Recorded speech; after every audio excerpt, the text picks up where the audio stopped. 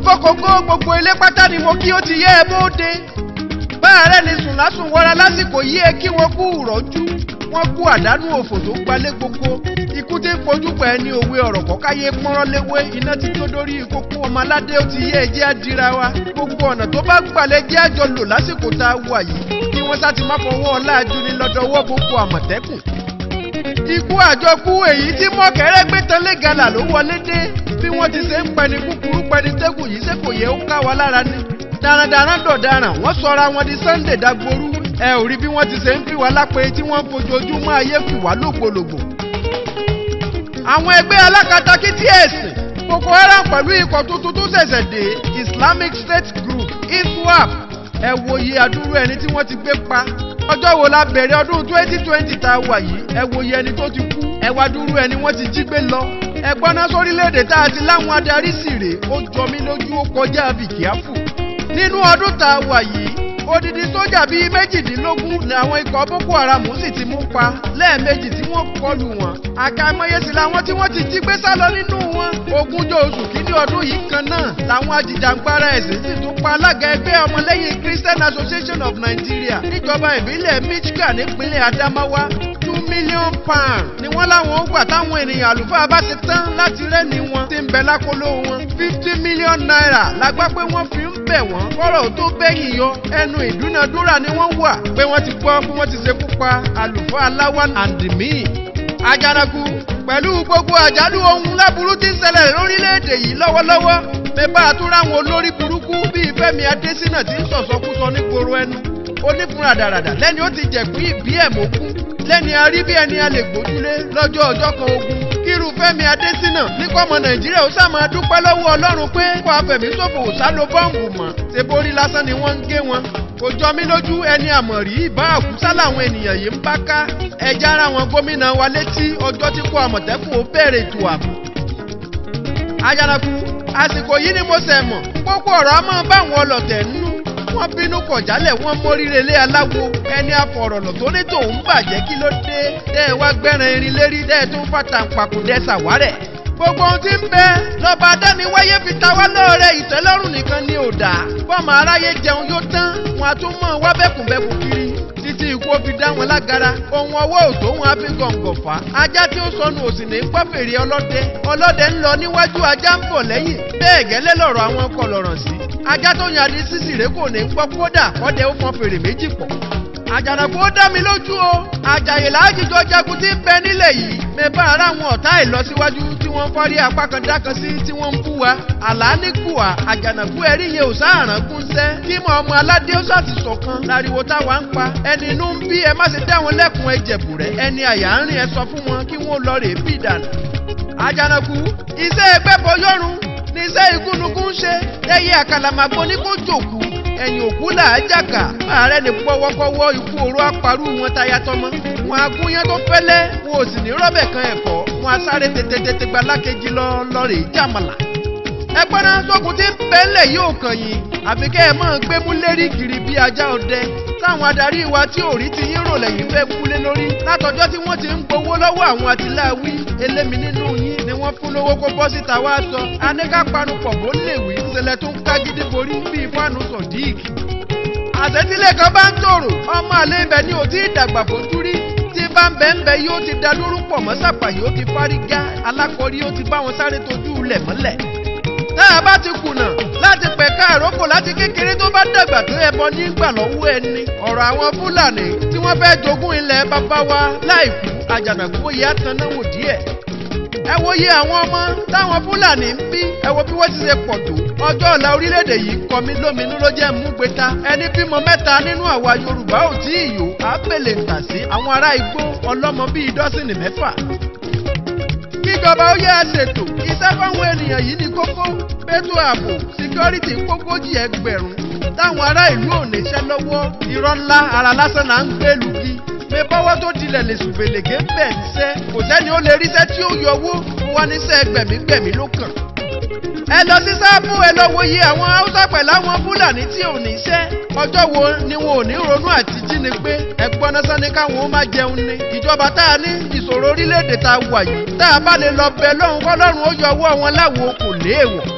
tẹ́ ẹ fẹ́ gbọ́ o kò sí bí security ṣe lè múlẹ̀ tó wọn ò lè handle 60% àwọn tí ò níṣẹ́ tí 60% ènìyàn bá níṣẹ́ lọ́wọ́ àti ká pa àwọn 40% kò lè nira fún wọn ẹ fún wọn níṣẹ́ ẹ dákun ẹ ṣètò ìfètò sọ́mọ bíbí ẹ jẹ́ kí gbogbo wa wọlé àpérò. Ṣé ẹ ti gbọ́ o páwọn ọmọ Haúsá sọ pé wọn ò ní pẹ́ máa lẹ́wọ̀n ọmọ Yorùbá nípínlẹ̀ Katsina láìpẹ́ wọ́n lóhun tọ́mọ Yorùbá rí tàbí ní kí wọ́n kàǹgárá wọn lẹ́nu iṣẹ́ ọ̀kadà nílùú Èkó wọ́n láwọn ti ṣetán láti ránró gbẹ̀san ọ̀rọ̀ yìí níbo la wá ń lọ ọmọ Yorùbá àtàtà. Ebi ń ponílé pàlejò àwọn adarí wa ń pà tó ẹ̀gbọ́n náà sọ̀rọ̀ ẹlikọ́pítà ló kù wá kù lásìkò tá a wà yìí tá la fẹ́ fi bá jagun. Sásíwájú Bọ́lá Tinubu Ahmed ló fẹ́ síwájú ogun kó lè jẹ́wọ́ orúkọ fún wa àbí Lai Muhammed sí ní ẹ ṣàlàyé ẹ jẹ́ wọlé àpérò. Látọjọ́ tẹ́ ẹ ti ń jagun Boko Haram òkú àwọn sójà là ń rí báyà tó ráwọn tó jàjà mú tójú bá fi pa fírí ṣẹlẹ̀ ní kí wọ́n mọ̀ lọ lé wọn. Orílẹ̀-èdè yìí ni mo ti rí tíjọba ń dúnadúrà pẹ̀lú àwọn ikọ̀ gbẹ̀mígbẹ̀mí bí ẹni tí ń ta gúgúrú pẹ̀lẹ́pà ni wọ́n jọ ń nájà ara wọn. Akédanidánú òpè náà pè wá ẹ̀yin lẹni kó lè ó jà ẹ̀yin lẹni kó lóko ó dọdẹ àwa sì mọ̀.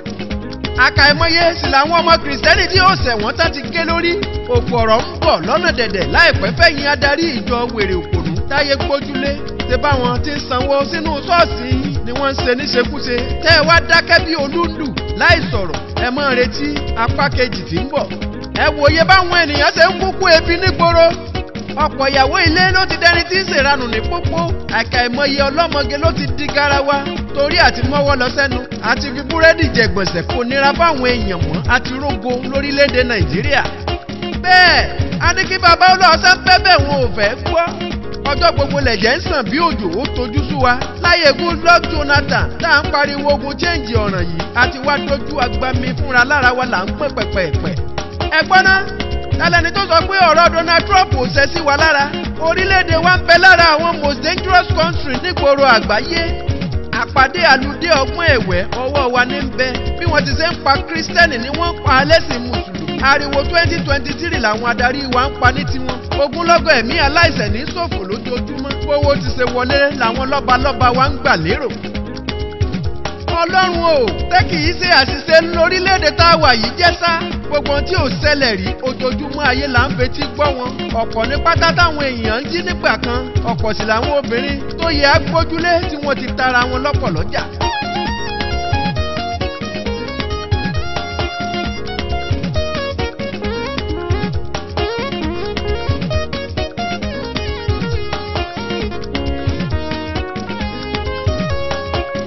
Àjànàkú ẹ̀rín pa mí nígbà tí mo ráwọn ọmọ tó yí ògbọ́n àwọn ọ̀tá ikọ̀ Àmọ̀tẹ́kùn tí wọ́n ń jowú ara wọn. Yorùbá rògbò Àmọ̀tẹ́kùn ti yà wọ́n ń wèrè ó ń fọ́ wọn lórí ẹ wá wòran ẹgbẹ́ oníṣòkòtò kaba àwọn oníṣòkòtò kẹ̀m̀bẹ̀ wọ́n rí dàgèlè bí ẹran tí ń yàgbẹ́ ẹgbọ́n náà sẹ́rù yín ló lè dágun dúró ẹjẹ́ lọ mọ́ tàlùbọ́sà.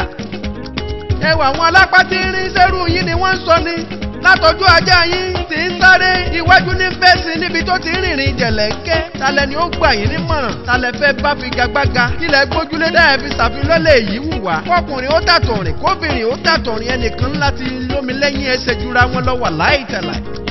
Ṣé ẹ ti pápá àwọn Haúsá tó ti dá ikọ̀ kan tí wọ́n ń pè ní Sẹ̀gẹ́ Kàfàṣà láìpẹ́ kò pẹ́ dáa tún ráwọn ọmọ Ìgbò àwọn ọmọ iná tó tún gbé tuntun yọ wọ́n pe tiwọn ní Ògbúnigùn wọ́n gbé wọn sílẹ̀ bẹ́ẹ̀ nìkan ò dùn pínpín kí ló dé tọ́rọ̀ Àmọ̀tẹ́kùn wá ń ká wọn lára ẹ bá wa tan náà wò díẹ̀.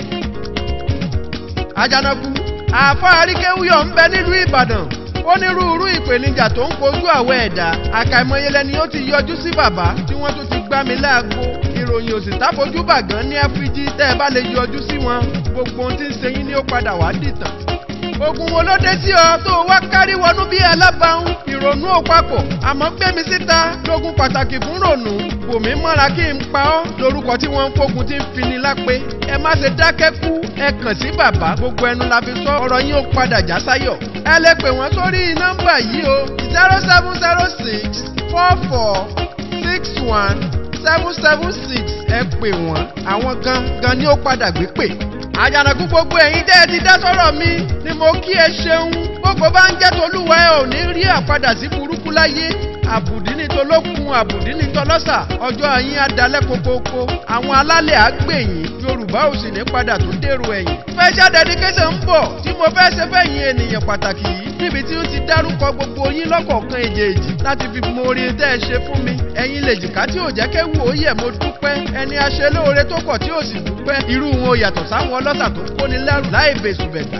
ẹ lọ láìkí péèjì mi àjànàkú akéwì ni mò ń jẹ́ tẹ́ ẹ bá ti dorí ayélujára ẹ sì lè lọ sọ̀sìkíráìbù fún YouTube àjànàkú akéwì náà ni. ẹ ṣeun mo dúpẹ́ o ìpàdé wa tún di wọ̀ bí ọjọ́rọ̀. ẹ háàdì mi sórí WhatsApp +234 81 24 90 7988 ìpàdé wa mo ló di wọ̀ bí ọjọ́rọ̀.